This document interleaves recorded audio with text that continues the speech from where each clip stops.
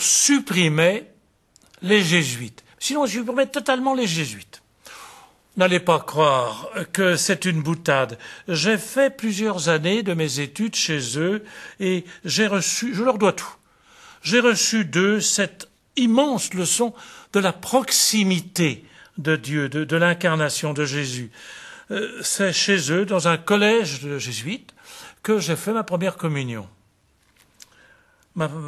et ma profession de foi. La formule est choquante. Si l'on supprimait les jésuites, elle n'est pas de moi. Elle n'est pas de moi. Elle est de saint Ignace de Loyola, c'est-à-dire le fondateur de la Compagnie de Jésus, des jésuites. Elle est de leur fondateur lui-même. Je connais peu de phrases qui, dans toute l'histoire de l'Église, du peuple de Dieu, expliquent, rappellent et disent en même temps ce qu'est vraiment un homme libre. Saint Ignace, un homme libre. Et en même temps, comment seule la sainteté rend libre. Dans la biographie, dans l'histoire écrite par ses contemporains, par ceux qui avaient vécu avec lui, du fondateur de la Compagnie de Jésus, c'est-à-dire des jésuites, est rapporté cet épisode bref, mais immense dans sa simplicité, dans sa signification. Je lis le texte très exactement tel qu'il est rapporté par celui qui, ayant vécu avec lui, a écrit sa vie.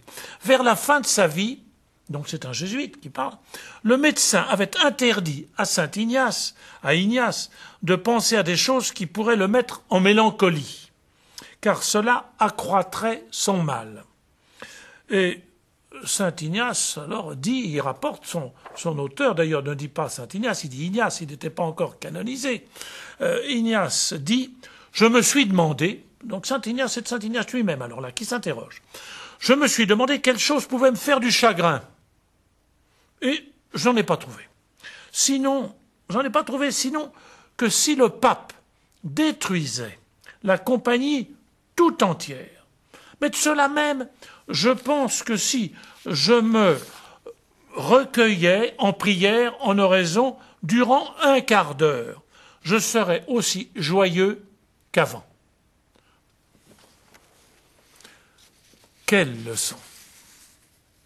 Il suffisait à saint Ignace d'un quart d'heure pour retrouver la paix, la sérénité. Il dit même, va plus loin, il parle aussi joyeux qu'avant. Non seulement le cœur pacifié, sinon détruisait toute l'œuvre de sa vie.